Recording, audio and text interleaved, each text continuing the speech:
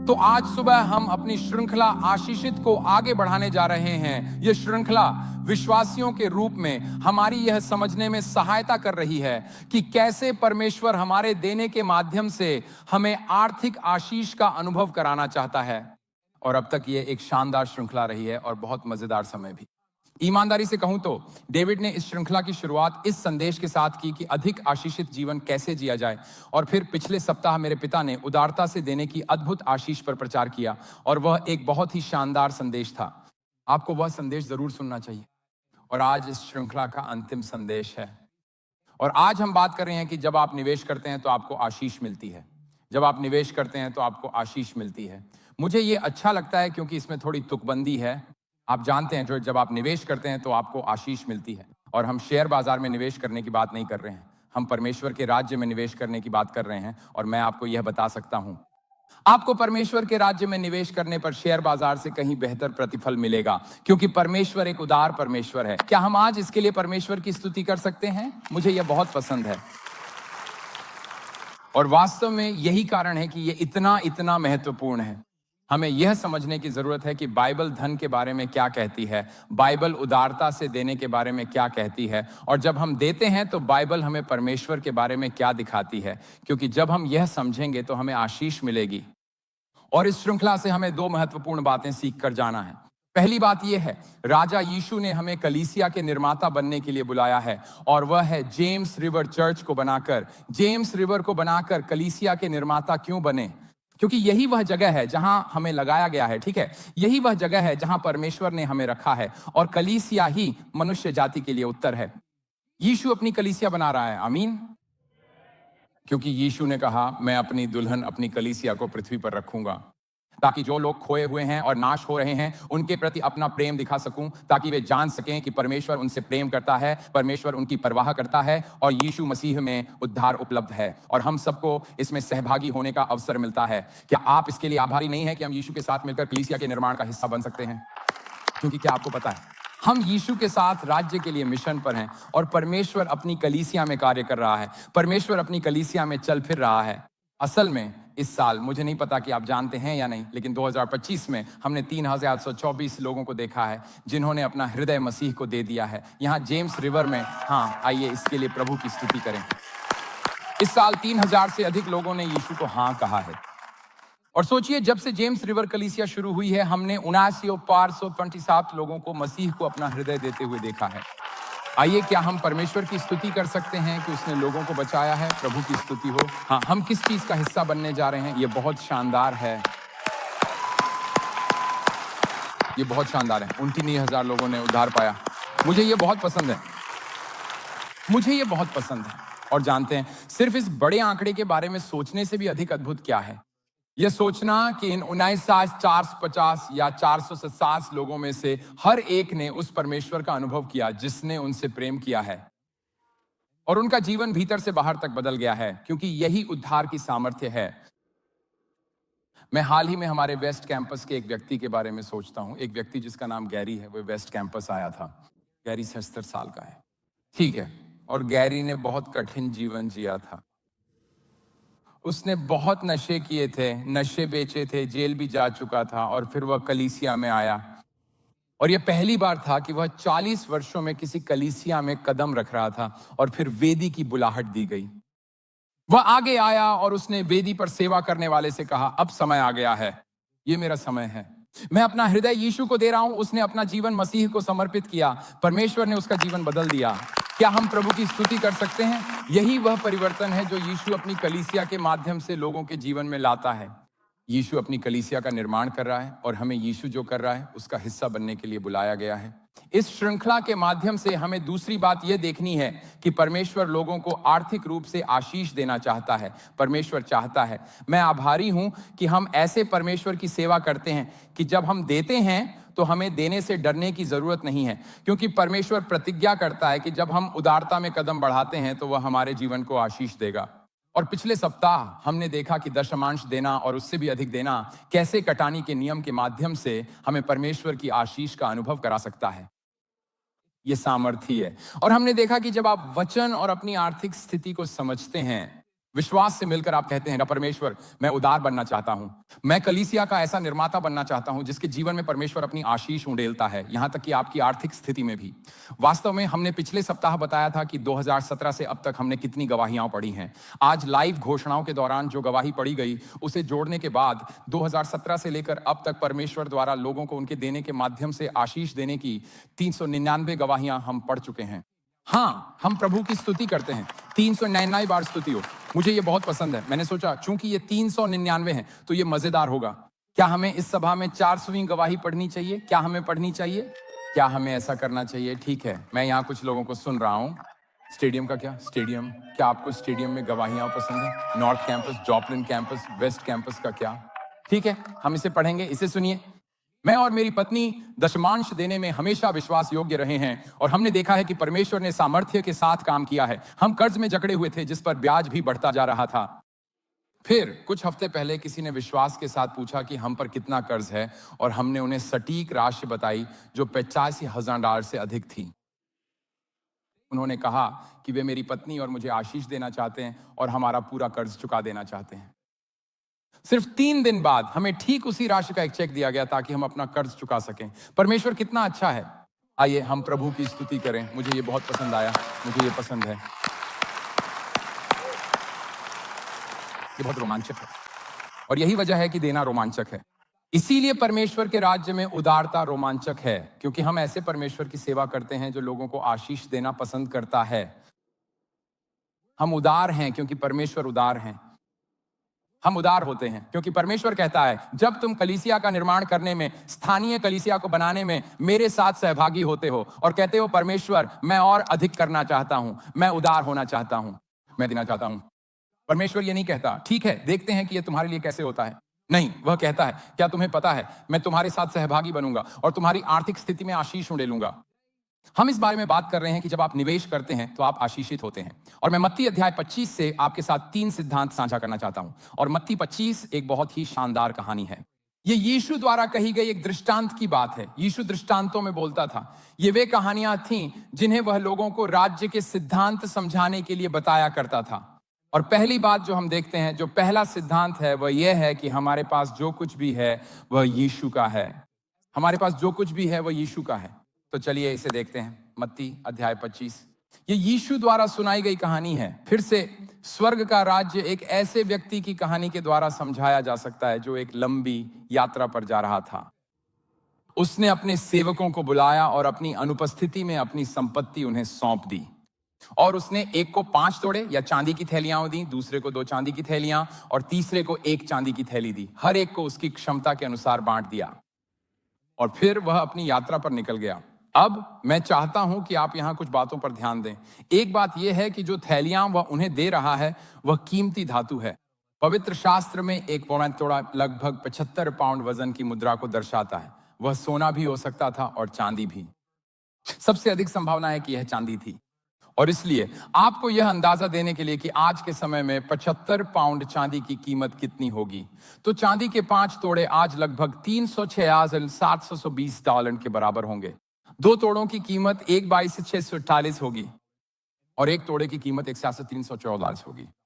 इन सब बातों मतलब ये है कि ये ऐसा व्यक्ति है जो बहुत बड़ा निवेश कर रहा है। वो अपने सेवकों को अपने लिए प्रबंधन करने के लिए बहुत सारा धन सौंप रहा है। और यही पहली बात है जो हम देखते हैं कि ये उनका पैसा नहीं है। ठीक है, उस पवित्र शास्त्र के अंश पर फिर से ध्यान दीजिए। उसमें लिखा है कि उसने अपने सेवकों को बुलाया और अपना धन उन्हें सौंप दिया। यहां हमें यह पहचानने की आवश्यकता है, हर कोई, हम सभी को याद रखना चाहिए कि हमारे पास जो कुछ भी है वह परमेश्वर से मिला है। अब शायद आप सोच रहे होंगे, अब ब्रैंडन मैं बहुत मेहनती हूं, जैसे मैं जो कुछ भी मेरे पास है उसके लिए कड़ी मेहनत करता हूं। आप जानते हैं, जब मैं बड़ा हो रहा था तो मेरे माता पिता ने मुझे कुछ भी नहीं दिया और जो कुछ भी मेरे पास है उसके लिए मैंने सच में बहुत मेहनत की है। और मैं बस इतना कहूंगा कि इसका मतलब यह नहीं है कि वह सब कुछ आपका है। असल में वह सब कुछ परमेश्वर का है, क्योंकि आपको काम करने की क्षमता किसने दी? किसने आपके फेफड़ों में सांस डाली? किसने आपको व्यापार की समझ दी ताकि आप अपना व्यवसाय बढ़ा और फैला सकें?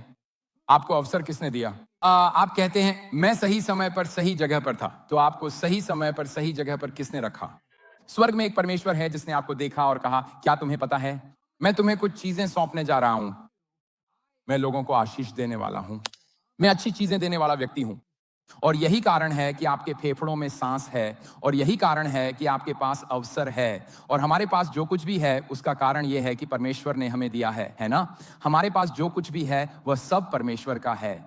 और आप जानते हैं इसका असली प्रमाण यह है कि जब आप संसार में आए तो आप कुछ भी साथ लेकर नहीं आए थे, और जब आप संसार से जाएंगे तो आप भी कुछ भी साथ लेकर नहीं जाएंगे।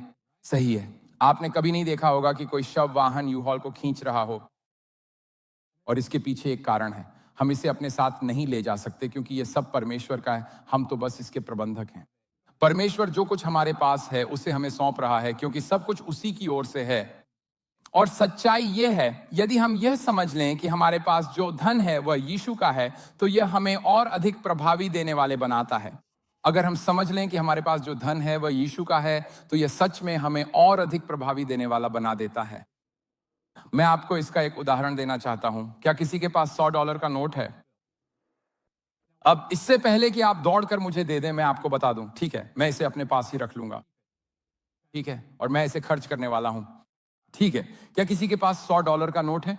क्या किसी के पास 100 है? ओ वाह वाह, मुझे और पैसे मांगने चाहिए थे। मुझे इस बात का प्रचार अधिक बार करने की आवश्यकता है। आइए देखें कि क्या यह वास्तविक है। हाँ, ये सही है। बहुत खूब, बहुत खूब। आप इतनी जल्दी आ गए। ये नेथन है। सभी लोग नेथन की मदद करें। धन्यवाद, धन्यवाद नेथन। अरे नेथन, मुझे तुम्हारी बांह मोड़ने या ऐसा कुछ करने की जरूरत नहीं थी। तुम तो एकदम से बहुत तेजी से ऊपर आ गए। तुमने ऐसा क्यों किया? क्योंकि आपने इसे मुझे सभा से पहले दिया था। उसने कहा, क्योंकि मैंने उसे यह सभा से पहले दिया था। ये सही था। नेथन के लिए जोरदार तालियां बजाइए। कमाल का ड्रीम टीमर है। क्योंकि मैंने उसे यह सभा से पहले दिया था। क्या आप जानते हैं कि वह इतनी जल्दी दौड़कर मुझे $100 देने के लिए क्यों उत्साहित था? ऐसा इसलिए है क्योंकि उसे एहसास है, जब मैं कह रहा हूं, अरे क्या किसी के पास $100 का नोट है, कि जो उसके पास है वह उसका नहीं है, असल में वह मेरा है। और इसीलिए उसके लिए इसे देना आसान है क्योंकि उसे एहसास है कि यह मेरी ही चीज है। और यही बात तब भी सच है जब हम यह पहचानते हैं कि हमारे पास जो कुछ भी है वह प्रभु से ही है। क्योंकि सच कहूं तो अगर आप खुद को अपनी चीजों का मालिक मानते हैं और परमेश्वर आपसे बात करता है और कहता है, अरे मैं चाहता हूं कि तुम दशमांश दो, या मैं चाहता हूं कि तुम देने से भी अधिक दो, मैं चाहता हूं कि तुम मेरे राज्य के निर्माण का हिस्सा बनो, आप कहते हैं, ओह रुको जरा, वह तो मेरा है। लेकिन अगर हम यह पहचान लें कि हम केवल प्रबंधक हैं, तो हम कहेंगे, हे परमेश्वर, मेरे पास जो कुछ भी है वह तुमसे ही है। और परमेश्वर अपने वचन के माध्यम से हमारे पास आकर कहता है, क्या तुम्हें पता है, मैं चाहता हूं कि तुम आगे बढ़ो, मैं चाहता हूं कि तुम दो, मैं चाहता हूं कि तुम कलीसिया के और बड़े निर्माता बनो, मैं चाहता हूं कि तुम मुझ पर भरोसा करो और देखो कि मैं क्या करता हूं। जब तुम अपनी आर्थिक स्थिति में आगे बढ़ते हो तो हम जानते हैं कि हम क्या कहते हैं, परमेश्वर यह सब तो वैसे भी तेरा ही है, मैं मानता हूं कि यह तेरा है। और इसलिए जब हम समझते हैं कि हमारे पास जो धन है वह यीशु का है, तो यह हमें और अधिक प्रभावी देने वाला बना देता है।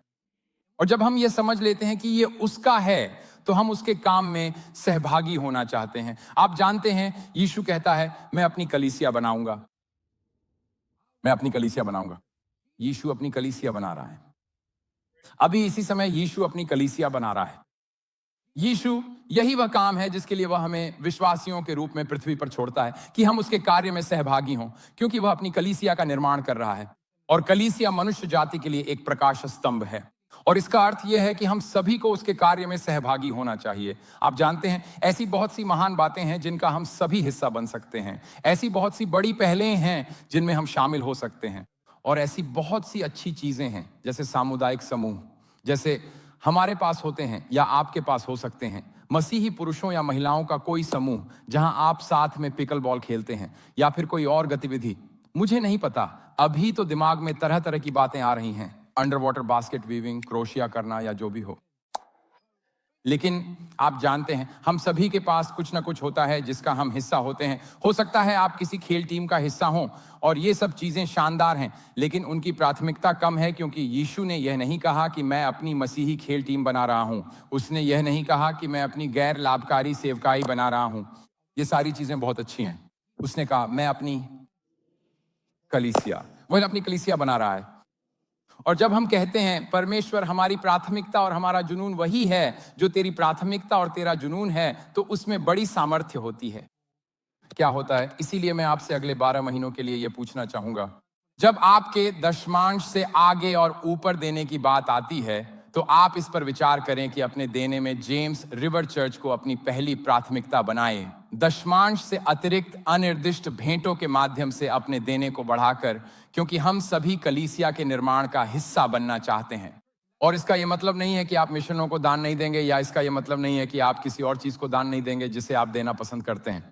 इसका मतलब है कि आप कह रहे हैं, इस समय के लिए मेरी प्राथमिकता यह होगी कि जिस कलीसिया में मैं स्थापित हूं उसे मजबूत बनाना है।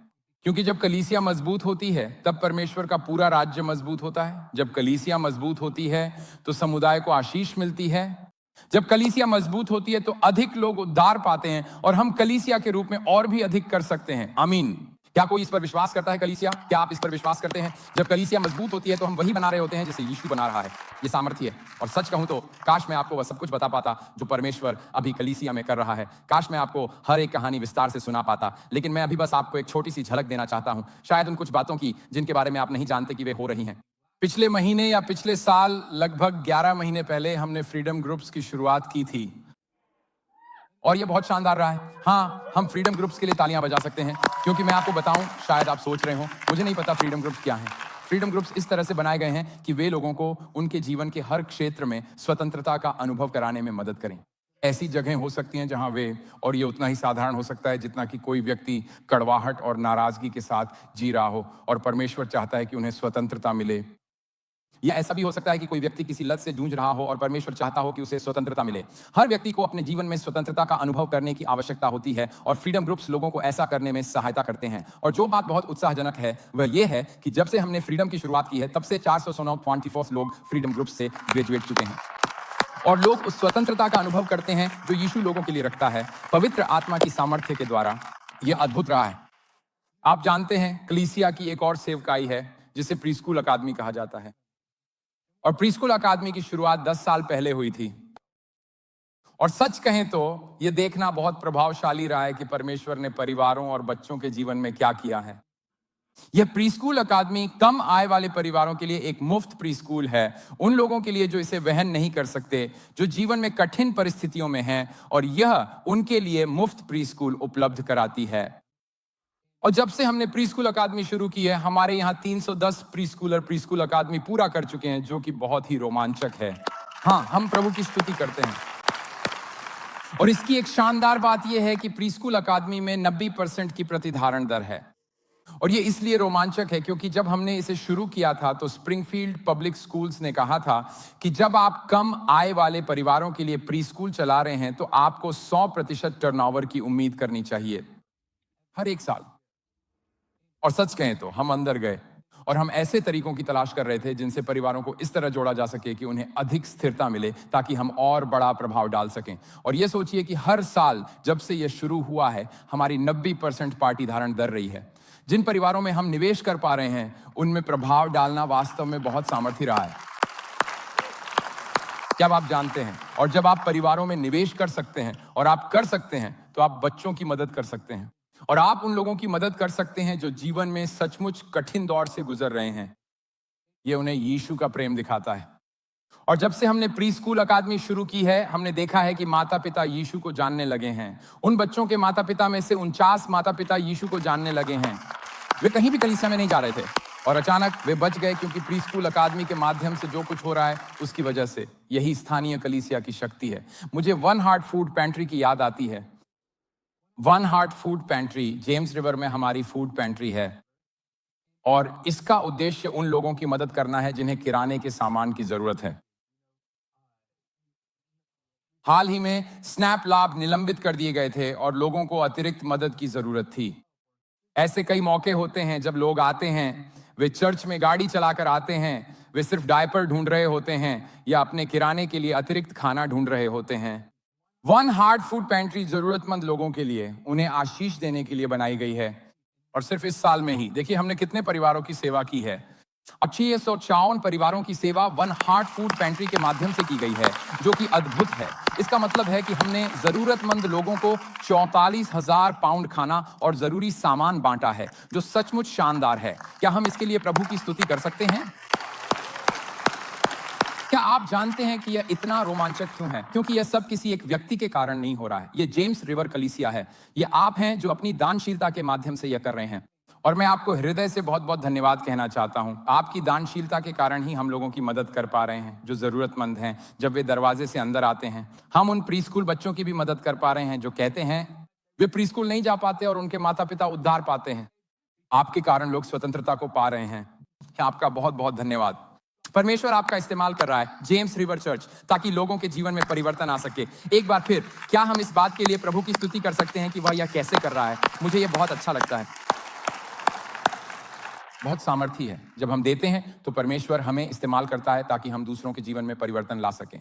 जब हम कहते हैं परमेश्वर मैं दशमांश दूंगा और उससे भी अधिक दूंगा, हम परिवर्तन ला रहे हैं। और यहां सबसे शानदार बात है, परमेश्वर चाहता है कि हम कलीसिया के रूप में और अधिक करें। और कलीसिया के रूप में परमेश्वर के पास हमारे लिए और भी बहुत कुछ है। सबसे बड़ा प्रभाव आने वाले दिनों में पड़ेगा। सबसे अधिक जीवनों का परिवर्तन आने वाले दिनों में होगा। सबसे महान वेदी के बुलाहट आने वाले दिनों में होगी। समुदाय में सबसे बड़ा प्रभाव आने वाले दिनों में होगा। क्योंकि जब हम कहते हैं परमेश्वर हम उदार होना चाहते हैं, तो परमेश्वर हमें उसके लिए इस्तेमाल करता है। और परमेश्वर हमारे धन को आशीष देता है, क्योंकि सच्चाई यह है। और दूसरी बात, जब हम यीशु को देते हैं, जब हम उसका निवेश करते हैं जो यीशु ने हमें दिया है, तो वह उसे बढ़ा देता है। जब हम उसमें निवेश करते हैं जो यीशु ने हमें दिया है, तो वह उसे बढ़ा देता है। इस पद को देखें, इसमें लिखा है तब जिसको 5 तोड़े मिले थे उसने तुरंत जाकर उनसे लेन देन किया और 5 तोड़े और कमाए। इसी रीति से जिसको 2 मिले थे उसने भी 2 और कमाए। अब मैं चाहता हूं कि आप एक बात पर ध्यान दें। जिस जिस व्यक्ति ने निवेश किया वह आशीषित हुआ। तो यहां ये बात है, यीशु एक बार फिर ये कहानी बताते हुए कह रहा है, क्या तुम्हें पता है राज्य में संसाधन ऐसे ही काम करता है? जब आप कहते हैं परमेश्वर मैं चीजों को ऐसे नहीं थामूंगा जैसे वे मेरी हों, बल्कि मैं खुले हाथों से रहूंगा, उदार रहूंगा, दूंगा और कलीसिया का निर्माता बनूंगा, यही इसका तरीका है। जब आप निवेश करते हैं तो आपको आशीष मिलती है। और फिर से कहूं, हम शेयर बाजार और निवेश की बात नहीं कर रहे हैं, हम राज्य में निवेश की बात कर रहे हैं। और ये इतना सामर्थ्य क्यों है? इसका कारण है कि बाइबल में बहुत सारे पद हैं जिनमें लिखा है, जब आप कहते हैं परमेश्वर यही मेरे जीवन का लक्ष्य है, मेरा उद्देश्य लोगों तक पहुंचना है, अपने दशमांश और भेंट से कलीसिया का निर्माण करना है। बाइबल इसमें बहुत स्पष्ट है। जब आप कहते हैं परमेश्वर यही मेरा उद्देश्य है, तो परमेश्वर आपकी आर्थिक स्थिति को आशीष देता है। ये सच है। जब आप देते हैं परमेश्वर आपको आशीष देता है। ईमानदारी से कहूं तो आप इसे लोगों के जीवन में बार बार होते हुए देखते हैं। लोग कहते हैं आप जानते हैं क्या, मैंने ऐसा किया और परमेश्वर ने उत्तर दिया। इसी वजह से हम गवाहियां पढ़ पाते हैं। बैत और मैंने भी इसे अपने जीवन में देखा है। हमने देखा है कि जब हमने विश्वास में कदम बढ़ाया और कहा परमेश्वर हम कलीसिया के निर्माता बनना चाहते हैं, परमेश्वर ने हमारे जीवन में अपनी आशीष उड़ेल दी है। ऐसी बातें जिनके बारे में हम कहते हैं ये तो अलौकिक है, या अरे ये कैसे हो गया। मुझे याद है जब मुझे एक वाहन खरीदना था और मैं एक पुराना वाहन ढूंढ रहा था, और मैं, आप जानते हैं, आप बस ऐसे ही आप कुछ इस तरह कर रहे होते हैं कि फेसबुक मार्केट प्लेस और सारी इन्वेंट्री देख रहे होते हैं। और अगर आपने कभी पुरानी कार खरीदी है तो वहां बहुत कुछ है, लेकिन आप यह भी चाहते हैं कि कुछ भरोसेमंद मिले। और मुझे याद है कि मैंने एक वाहन देखा और सोचा ये तो अच्छा लग रहा है, तो मैं उसे टेस्ट ड्राइव कर पाया और उसे किसी को दिखाने के लिए ले गया ताकि वह उसे देखकर जांच सके। और उन्होंने कहा ये एक बेहतरीन कार है। मुझे नहीं पता कि आप इसे इतनी कीमत में कैसे ले रहे हैं, लेकिन मैं बस इतना कह सकता हूं, ये एक शानदार, वाकई शानदार सौदा है। और जानते हैं जब ऐसा हुआ तो मैंने क्या सोचा?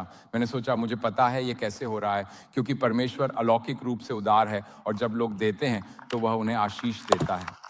और क्या आपको पता है, आपको कभी भी आगे बढ़ने से डरने की जरूरत नहीं है, क्योंकि आप जान सकते हैं कि परमेश्वर आपको आशीष देने वाला है। और यह बहुत सामर्थ्य है, क्योंकि बात यह है, दूसरा सिद्धांत यह है कि परमेश्वर उसे ही बढ़ाता है जो हम देते हैं। और मैं आपको कुछ वचन देना चाहता हूं, क्योंकि कभी कभी लोगों के लिए इसे समझना मुश्किल होता है। परमेश्वर ने इसे इसी तरह से ठहराया है। यह सचमुच वही तरीका है जैसा परमेश्वर ने इसे ठहराया है, क्योंकि परमेश्वर लोगों को आशीष देना पसंद करता है। लेकिन सच में परमेश्वर नहीं चाहता कि आप देने से डरें। वह यह कहना चाहता है यदि तुम मुझ पर भरोसा करो और विश्वास से कदम बढ़ाओ, तो ऐसे बहुत से पवित्र शास्त्र के वचन हैं जो यही बताते हैं। इसी कारण जब आप दशमांश के बारे में वह वचन पढ़ते हैं जिसमें मानो परमेश्वर कह रहा हो ऐसा करके मुझे परखो, जो परमेश्वर कह रहा है वह यह है कि परमेश्वर कहता है इसे परखो। परमेश्वर ने ऐसा क्यों कहा?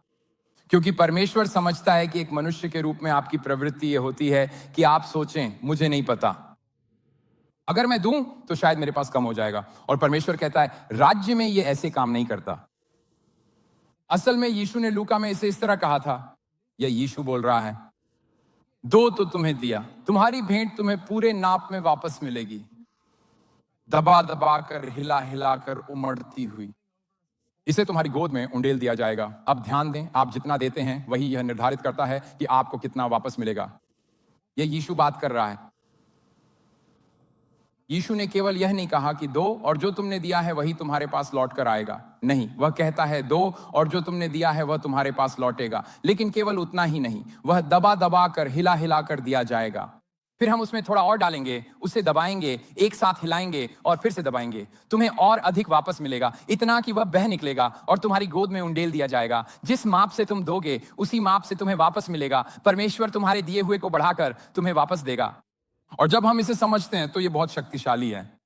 असल में पिछले सप्ताह हमने कटनी के नियम के बारे में बात की थी और वह एक बहुत ही मजेदार रविवार था और मंच पर हर जगह मक्का बिखरा हुआ था। अगर आपने नहीं देखा है तो आपको जरूर देखना चाहिए। लेकिन सभा में एक व्यक्ति था और वह और उसकी पत्नी सभा में थे। वे ऑनलाइन देखते हैं क्योंकि वे फिलाडेल्फिया क्षेत्र से हैं, लेकिन मैं पिछले रविवार वहां मौजूद था। बहुत सफल व्यवसायी हैं और उन्होंने सभा के बाद किसी से कहा, पास्टर जो कह रहे हैं वह 100% सच है। और उन्होंने आगे कहा, आप जानते हैं मैं श्रीलंका में पला बढ़ा, श्रीलंका में था, फिर अमेरिका आया। मेरे माता पिता ने मुझे $15 दिए थे। जब मैं अमेरिका पहुंचा तो मेरे पास बस यही $15 थे, सिर्फ 15। और सबसे पहली चीज जो मैंने करने का फैसला किया वह इन $15 में से 10 देना था। और मैंने देखा है कि परमेश्वर ने मेरी आर्थिक स्थिति को ऐसे तरीकों से आशीष दी है जिनकी मैं कल्पना भी नहीं कर सकता था। अब वह एक बहुत ही सफल व्यवसायी है। आखिर इस बात में क्या तर्क है? कल्पना करें आप विदेश में हैं, सिर्फ $15 हैं और आप कहते हैं कि आप सबसे पहले दशमांश देंगे। ईमानदारी से कहूं तो आप कहेंगे, खैर ये तो समझ में नहीं आता, लेकिन यह समझ में आता है। परमेश्वर के राज्य में देना समझदारी है, चाहे आपके पास कितना भी हो, क्योंकि आप जानते हैं कि परमेश्वर आपकी आर्थिक स्थिति को आशीष देगा। परमेश्वर आपको वहां तक ले जा सकता है जिसकी आपने कभी कल्पना भी नहीं की थी। परमेश्वर आपको ऐसे अवसर दे सकता है जिनकी आप कल्पना भी नहीं कर सकते, क्योंकि वह ऐसा परमेश्वर है जो आशीष देता है। और इसी कारण हमारे लिए ऐसे पवित्र शास्त्र के अंशों से होकर गुजरना महत्वपूर्ण है, क्योंकि वे हमारे हृदय में विश्वास को प्रज्वलित करते हैं। ये कहने के लिए, परमेश्वर क्या तू मेरे लिए भी ऐसा करेगा? और परमेश्वर निश्चय ही करेगा। और मैं जानता हूं कि कुछ लोग कहते हैं, खैर हमें पाने के लिए नहीं देना चाहिए, और बिल्कुल सही है। देने में हमारी पहली प्राथमिकता यही होनी चाहिए कि परमेश्वर धन्यवाद कि तूने मुझे जो कुछ भी दिया है सब कुछ तूने ही दिया है। और परमेश्वर मैं तेरी आराधना करता हूं क्योंकि तू मेरे प्रति भला रहा है। लेकिन बाइबल हमें स्पष्ट रूप से सिखाती है कि जब हम देते हैं तो हम यह अपेक्षा कर सकते हैं कि परमेश्वर हमारी आर्थिक स्थिति को आशीष देगा। असल में इसे सुनिए, ये पतरस है और मुझे पतरस बहुत पसंद है क्योंकि पतरस हमारी सोच को शब्द है। तो जब पतरस ने यीशु से बात करते हुए कहा, हमने तेरे पीछे चलने के लिए सब कुछ छोड़ दिया है, हमें क्या मिलेगा? मुझे ये बहुत अच्छा लगता है। ये तो किसी बच्चे की तरह बात लगती है ना? जैसे अरे यीशु ये हमारे लिए कैसे काम करता है, हमें क्या मिलेगा? और जानते हो इसमें क्या मजेदार है? और जानते हो, आप लगभग उम्मीद कर सकते हैं कि यीशु कहेगा, अब पतरस लो फिर, पतरस तुम फिर से बिना सोचे समझे बोल रहे हो, जैसे क्या इतना काफी नहीं है पतरस? हम साथ में समय बिता रहे हैं, मैं पृथ्वी पर देहधारित हूं पतरस, और तुम्हें मेरे साथ रहने का मौका मिल रहा है। मुझे यकीन नहीं हो रहा कि तुम ये पूछ रहे हो कि तुमने जो दिया उसके बदले तुम्हें क्या मिलेगा। मुझे यकीन नहीं हो रहा कि तुम ऐसा करोगे। लेकिन यीशु इस तरह बात नहीं करता, क्योंकि यीशु चाहता है कि पतरस समझे और हम सब भी समझें कि जब हम देते हैं तो परमेश्वर आशीष देता है। परमेश्वर ऐसा नहीं है कि कहे मुझे विश्वास नहीं होता कि तुम ऐसा सोचोगे, लेकिन परमेश्वर ऐसा कहता है, नहीं, यदि तुम दोगे तो मैं तुम्हें आशीष दूंगा। देखिए यीशु उससे क्या कहता है, वह कहता है हमें क्या मिलेगा? और यीशु ने उत्तर दिया, मैं तुमसे सच सच कहता हूं कि जब संसार को नया बनाया जाएगा और मनुष्य का पुत्र अपने महिमामय सिंहासन पर बैठेगा, तब तुम जो मेरे पीछे चलने वाले हो 12 सिंहासनों पर बैठोगे और इस्राएल के 12 गोत्रों का न्याय करोगे। लेकिन देखो आगे क्या होता है, और हर कोई, तो इसका मतलब हम सब, जिसने मेरे कारण घर या भाई या बहन या पिता या माता या बच्चे या संपत्ति छोड़ी है, मेरे कारण उसे बदले में निश्चित रूप से 100 गुना अधिक मिलेगा और वह अनंत जीवन का वास्तविक वारिस बनेगा। वाह, धन्यवाद परमेश्वर। परमेश्वर आपके द्वारा किए गए हर एक बलिदान का हिसाब रखता है। हर उस मौके का जब आपने उदार होने के लिए विश्वास में कदम बढ़ाया, हर बार जब आपने कहा मैं कलीसिया का निर्माता बनूंगा। क्या आप जानते हैं, जब कोई कहता है मैं दशमांश देना शुरू करूंगा तो परमेश्वर उसे देखता है, और जब कोई कहता है मैं दशमांश से बढ़कर भी दूंगा तो परमेश्वर उसे भी देखता है।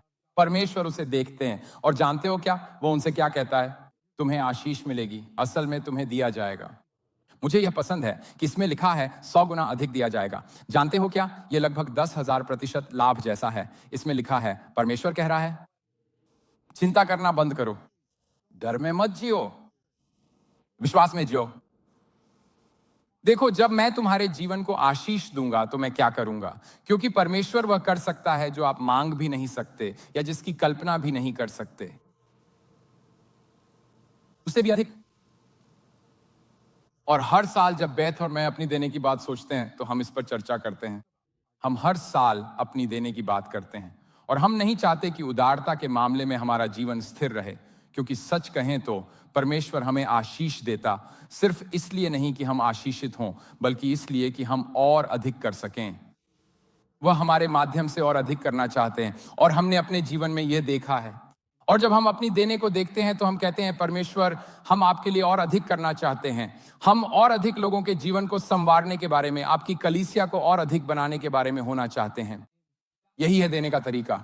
मेरा मतलब है, कुरिन्थियों में इस वचन को देखिए, यह कहता है अब वह जो बोने वाले को बीज देता है वह परमेश्वर है, और बीज का अर्थ है आर्थिक संसाधन, और भोजन के लिए रोटी भी देगा और तुम्हारे बीज के भंडार को बढ़ाएगा और तुम्हारी धार्मिकता की फसल को बढ़ाएगा। आप हर तरह से समृद्ध होगे। तो क्यों? परमेश्वर आपको आशीष क्यों देता है? ताकि आप हर अवसर पर उदार हो सकें और आपकी उदारता के माध्यम से परमेश्वर के प्रति धन्यवाद प्रकट हो। परमेश्वर लोगों को आशीष क्यों देता है? क्योंकि वह कहता है मैं चाहता हूं कि तुम और अधिक कर सको, और फिर जैसे जैसे आप अधिक देंगे आप अधिक आभारी होंगे। यही तरीका है, यही उदारता का तरीका है। जैसे ही हम आगे बढ़ते हैं, मैं आपको एक गवाही पढ़कर सुनाना चाहता हूं। ये इसे बहुत सुंदर तरीके से दर्शाती है। इस मिखाइल ने लिखा है, वह कहता है 2 साल पहले कोविड के बाद जब सॉफ्टवेयर बाजार गिर गया, तब मैंने सीनियर टेक्निकल सपोर्ट इंजीनियर के रूप में अपनी नौकरी खो दी। हमारे लगभग 90% स्टाफ को निकाल दिया गया था, और चूंकि मेरी आय हमारे परिवार की मुख्य आय थी, यह वास्तव में बहुत कठिन समय था।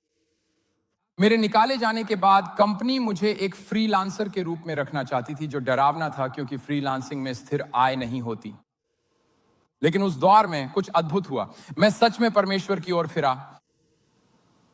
मैं अपने विश्वास में ठंडा रहने की स्थिति से प्रभु के लिए जोश से भर गया, भले ही डर अंदर आने की कोशिश करता रहा। और यही बात हम सभी के लिए है।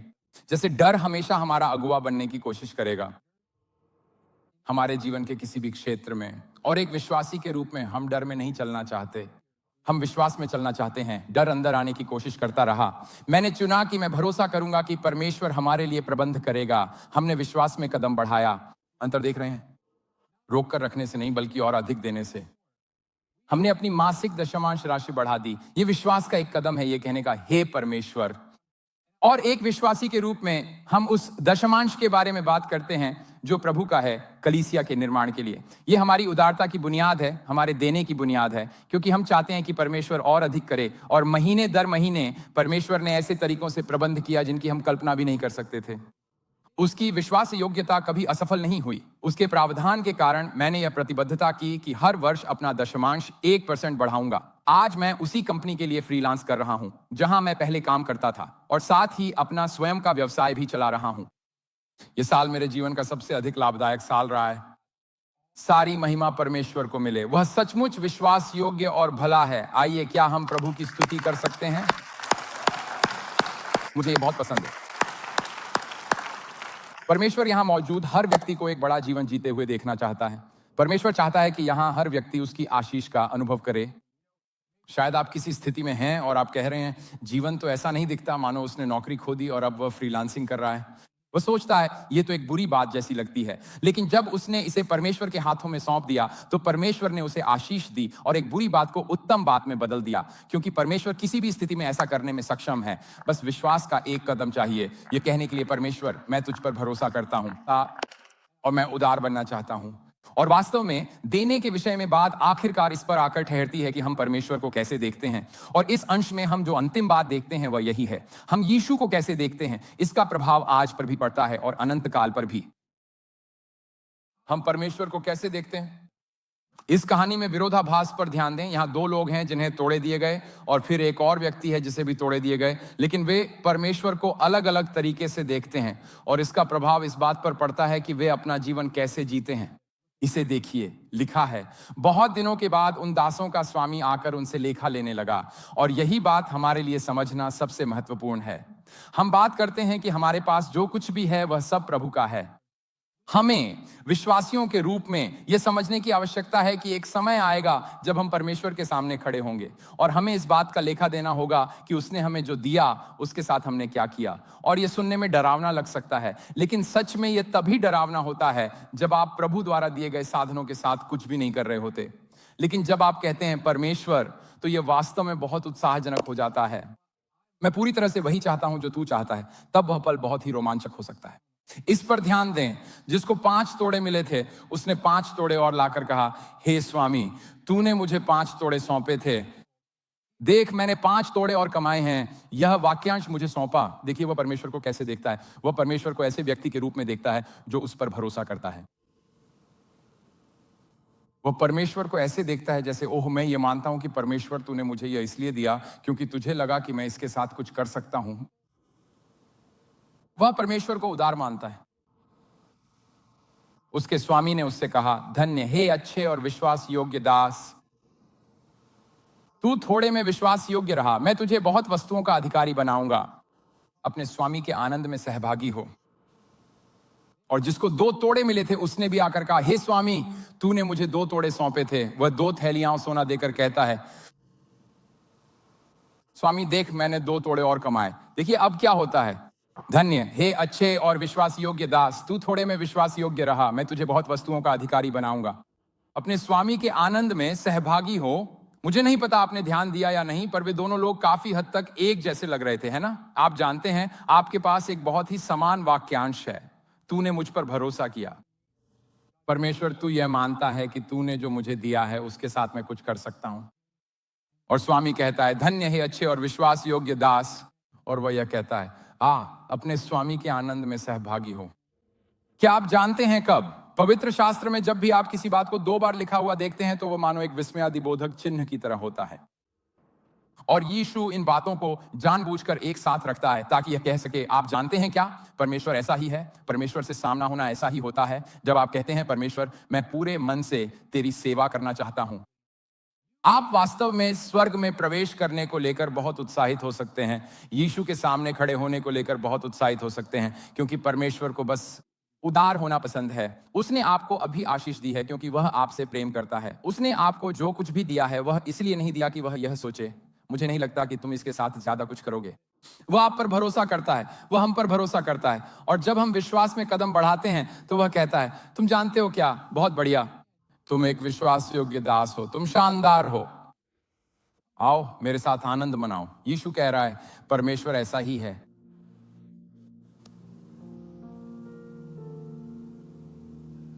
यह समझना हमारे लिए बहुत जरूरी है, नहीं तो हम डरने लगते हैं, हम विश्वास में नहीं चलते। और ये इस बात के बारे में बहुत कुछ कहता है कि हम परमेश्वर के बारे में क्या सोचते हैं। मैं बस संक्षेप में उस एक तोड़ा पाने वाले व्यक्ति पर बात करना चाहता हूं, क्योंकि वह कुछ ऐसी बातें कहता है जो हमें समझने में मदद करती हैं, डर के फंदे को और परमेश्वर को गलत तरीके से देखने के फंदे को। सबसे पहले उसने अपने एक तोड़े के साथ यह किया कि उसे भूमि में गाड़ दिया, परंतु जिसको एक मिला था उसने जाकर मिट्टी खोदी और अपने स्वामी के रुपए छिपा दिए। और आप सोच सकते हैं आखिर उसने ऐसा क्यों किया होगा। ठीक है, देखिए पवित्र शास्त्र हमें बताता है, फिर वह आदमी जिसे एक तोड़ा सोना मिला था, यह तब है जब स्वामी लौटता है। वह लोगों को जवाबदेह ठहरा रहा है। वह कहता है, हे स्वामी, मैं तुझे जानता था कि तू कठोर मनुष्य है, मैं जानता था कि तू कठोर मनुष्य है। ट्यून हमें यह इसलिए नहीं दिया क्योंकि तू उदार है, मैं तुझे जानता हूं, मैं तुझे जानता हूं। और तू दयालु नहीं है, तू उदार नहीं है, तू कठोर है। और मैं इस अंश में इस बात को इसलिए उभारता हूं क्योंकि आप में से कुछ लोग शायद परमेश्वर को इसी तरह देखते हों। और ऐसा हो सकता है क्योंकि आपको पवित्र शास्त्र का सही ज्ञान नहीं है। आप परमेश्वर को ऐसे व्यक्ति के रूप में देखते हैं जो बस कोने में इंतजार कर रहा है कि कब आपको सिर पर मार दे। शायद ऐसा इसलिए है क्योंकि आपके जीवन में किसी समय कोई अधिकार रखने वाला व्यक्ति बहुत कठोर था। लेकिन आप परमेश्वर को उसी तरह देखते हैं। और यीशु कह रहा है परमेश्वर ऐसा नहीं है, लेकिन वह हमें यह चेतावनी भी दे रहा है कि जब हम परमेश्वर को उस दृष्टि से देखते हैं तो यह हमारे निर्णयों को प्रभावित करता है।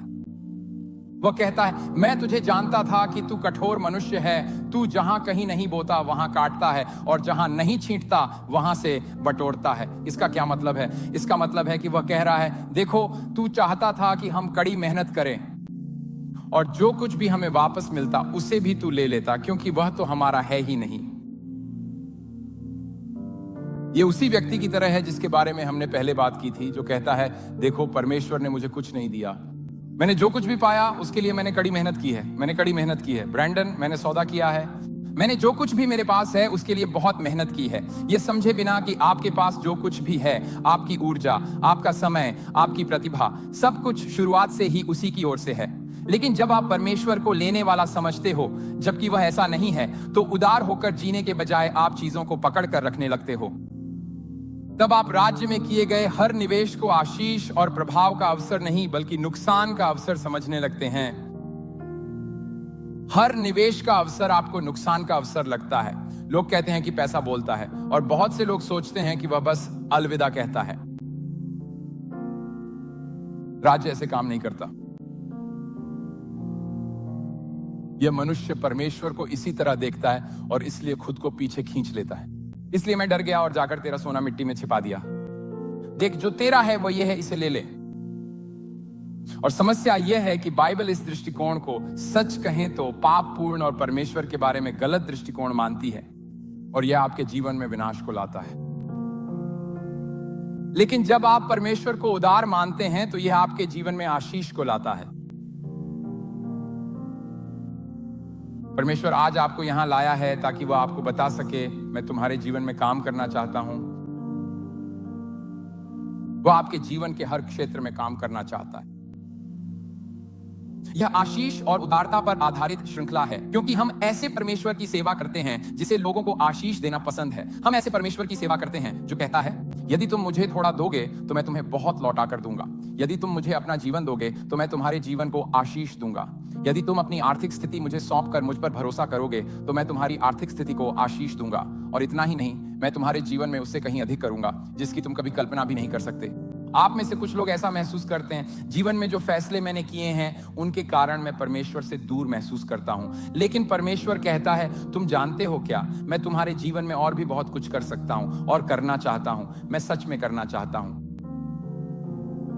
जितना तुम सोच सकते हो उससे अधिक, क्योंकि मैं उदार परमेश्वर हूं। आइए पद 21 पर गौर करें। इसमें यह लिखा है, धन्य हे अच्छे और विश्वास योग्य दास। यह वही है जो फिर से उन लोगों से बात कर रहा है जिन्होंने उसे उदार जन के रूप में देखा। तू थोड़े में विश्वास योग्य रहा, मैं तुझे बहुत वस्तुओं का अधिकारी बनाऊंगा। अपने स्वामी के आनंद में सहभागी हो। मानो मैं चाहता हूं कि तुम्हारे जीवन में आनंद हो। मेरे पास तुम्हारे लिए अच्छी चीजें हैं। मेरे साथ जीवन रोमांचक है, आओ सहभागी बने। परमेश्वर कहता है, मैं चाहता हूं कि तू मेरे आनंद में सहभागी हो। मैं चाहता हूं कि तू मेरे आनंद में सहभागी हो। यह तो बहुत आश्चर्यजनक है। और देखिए कि यह राज्य में कैसे काम करता है। और यह हमारा समापन वचन होगा। जो लोग उन्हें दी गई वस्तुओं का सही उपयोग करते हैं उन्हें और भी दिया जाएगा और उनके पास बहुत हो जाएगा। जब हम आशीषित जीवन जीने के बारे में सोचते हैं, जब हम यह सोचते हैं कि परमेश्वर हमारे जीवन में क्या करना चाहता है, तो हमें यह जानना होगा कि ठीक है परमेश्वर, मैं तुझे जो कुछ भी देता हूं तू उसे बढ़ा देगा और मेरे पास बहुतायत होगी, क्योंकि परमेश्वर भला है। और परमेश्वर चाहता है कि वह आपको इस्तेमाल करे ताकि आप प्रभाव डाल सकें। परमेश्वर चाहता है कि वह आपको इस्तेमाल करे ताकि वह अपना राज्य पृथ्वी पर ला सके। और परमेश्वर आपको आशीष देना चाहता है। और मैं एक कहानी के साथ समाप्त करना चाहता हूं जो वास्तव में कुछ बातों को स्पष्ट करती है। सबसे पहले, अगर आप परमेश्वर से दूर हैं तो परमेश्वर किसी भी जीवन को बदल सकता है, चाहे आपकी स्थिति कुछ भी हो। और अगर आप एक मसीही हैं, जब आप कहते हैं परमेश्वर मैं तेरी कलीसिया का निर्माता बनना चाहता हूं, तो हम ऐसा ही प्रभाव डाल सकते हैं। हमारा अस्तित्व इसीलिए है। ये क्रिस की कहानी है। क्रिस कहता है मेरी पत्नी और मैं अलग होने की कगार पर थे। हम बहुत सारे पुराने घावों को ढो रहे थे और एक मिश्रित परिवार को संभाल रहे थे। अपने बच्चों और अपनी पत्नी के सौतेले बच्चों के साथ रहते हुए मैं शराब की ओर मुड़ता जा रहा था। मैंने अभी अभी नई नौकरी शुरू की थी और परमेश्वर के कई अद्भुत क्षणों के माध्यम से मुझे कलीसिया आने का निमंत्रण मिला। कलीसिया के पहले ही दिन परमेश्वर ने मुझ पर पहले कभी न हुए तरीके से काम किया और मैंने अपना जीवन यीशु को समर्पित कर दिया। उस पल से सब कुछ बदलने लगा। मैंने अपने जीवन का एक बड़ा हिस्सा शराब पीते हुए बिताया था, लेकिन अब और नहीं। मैंने अपना जीवन यीशु को दे दिया और सब कुछ बदलने लगा। मुझ में आया बदलाव इतना वास्तविक था कि मेरी पत्नी, जो उस समय मेरी गर्लफ्रेंड थी, मेरे साथ कलीसिया आई और उसके कुछ समय बाद ही उसने भी अपना जीवन प्रभु को फिर से समर्पित कर दिया। जैसे जैसे परमेश्वर ने हमारे मनों को बहाल किया, हमें एहसास हुआ कि हमें अपने रिश्ते में भी उसकी महिमा करनी चाहिए, इसलिए हमने शादी कर ली। फिर परमेश्वर ने हमारे परिवार में और भी महान तरीके से काम करना शुरू किया। मेरे 2 बच्चों ने किशोरावस्था में ही यीशु को जीवन समर्पित किया और हमने देखा कि परमेश्वर घर को बदल रहा है। परमेश्वर ने हमारे जीवन में बुद्धि दी, आज्ञाकारिता, दशमांश, और हमने अपनी आर्थिक स्थिति में परमेश्वर को पहले स्थान पर रखना शुरू किया और हमने उसकी आशीष पहले कभी अनुभव न किए गए तरीकों से देखी। धीरे धीरे हमारा जीवन बदल गया, हमारे करियर में तरक्की हुई, हमारी आय बढ़ी और वे दरवाजे खुले जो हमने कभी सोचे भी नहीं थे कि हम खोल सकते हैं। अपने बलबूते पर नहीं, परमेश्वर ने सब कुछ बदल दिया और हम उसे ही सारी महिमा देते हैं। सारी महिमा उसी को। क्या हम परमेश्वर की स्तुति कर सकते हैं? अगर आप आभारी हैं कि परमेश्वर एक उदार परमेश्वर है, आप उनकी स्तुति कर सकते हैं। अगर आप आभारी हैं कि परमेश्वर हमें किसी का जीवन बदलने के लिए इस्तेमाल करता है, तो उसकी स्तुति करें। यदि आप जानते हैं कि परमेश्वर के पास आपके लिए और भी बहुत कुछ है, तो क्या आप इस स्थान पर उसे कुछ स्तुति दे सकते हैं? वो एक भला परमेश्वर है। आमीन। वो मुझे ये बहुत पसंद है।